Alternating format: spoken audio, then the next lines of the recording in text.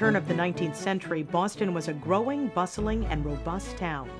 One thing it lacked, however, was a public hospital. This was a much-needed entity that both New York and Philadelphia had already established. Wealthy upper-class citizens were easily able to summon a physician to make a house call for their medical needs. Even some middle-class citizens could find a way for sufficient health care when needed. But the city's most vulnerable, the poor and disabled, were left without options. There had been a passion and desire to build a public hospital since 1797, when the Honorable William Phillips, father of then Lieutenant Governor William Phillips, bequeathed $5,000 in his will for the founding of a hospital. Unfortunately, the money sat dormant for over a decade. Then Reverend John Bartlett, who ran the city's poorhouse, convinced two prominent Boston physicians, Dr. John Collins Warren and Dr. James Jackson, to draft a fundraising letter which would be distributed to Boston's wealthy citizens in an effort to move the hospital building project along from a dream to a reality.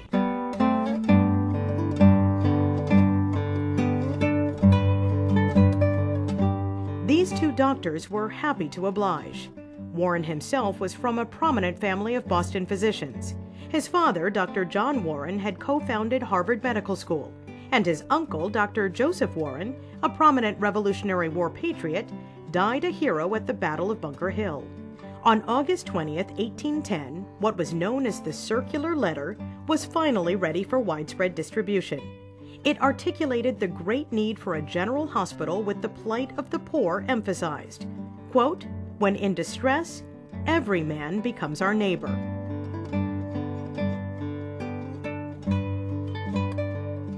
The generous response of the Boston citizens was overwhelming, and on February 25, 1811, a charter was granted by the Massachusetts State Legislature for the establishment of Massachusetts General Hospital. It mandated that no one would be denied treatment regardless of their ability to pay. Furthermore, it would serve as an exemplary place to train new doctors through its affiliation with Harvard Medical School.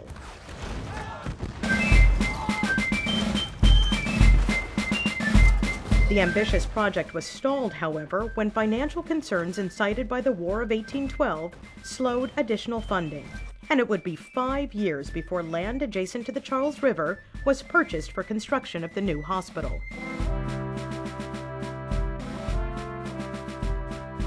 Harvard-trained and famed architect Charles Bulfinch, who had already successfully designed Faneuil Hall and the Mass State House, was tapped for the building design of the new hospital. And in 1818, the first cornerstone was laid on the banks of the Charles River. Bulfinch would later be called to Washington, D.C. to design and supervise construction of the United States Capitol building. In 1821, Massachusetts General Hospital began serving Boston's sick and poor by treating and dispensing free medicine to the outpatient community. Patients would often arrive in boats, which were tied to the pilings adjacent to the Charles, pilings which you can still see today. The Charles River would later be moved, and the land surrounding the hospital was filled in, making it more accessible.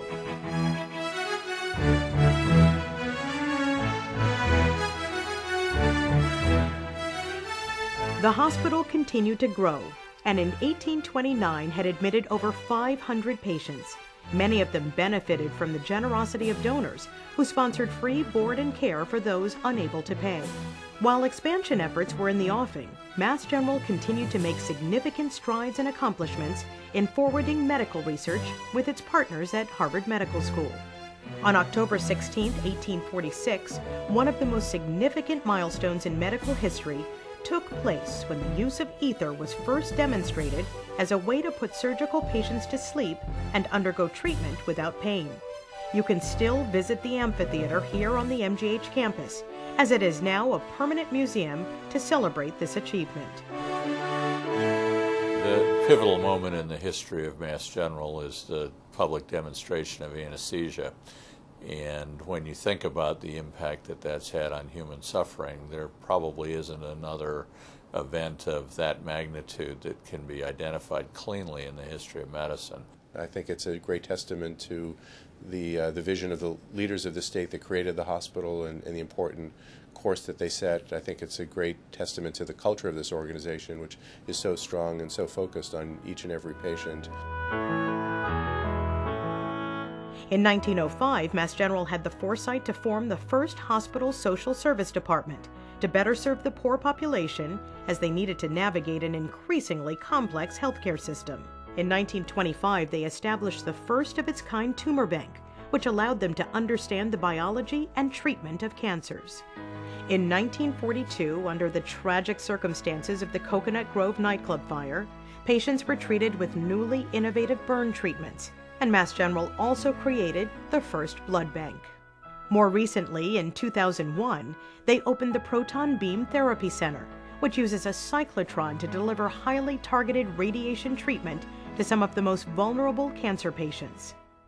Mass General's innovation continues as a new state-of-the-art Lunder building will open its doors in the summer of 2011.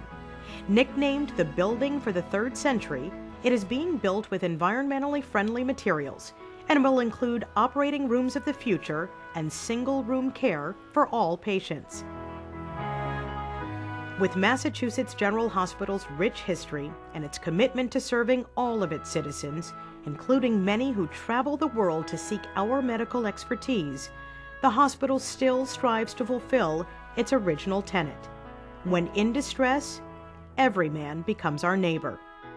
For more information on Mass General's remarkable history, please visit massgeneral.org/history or massgeneral.org/bicentennial. Thank you, and happy 200th anniversary!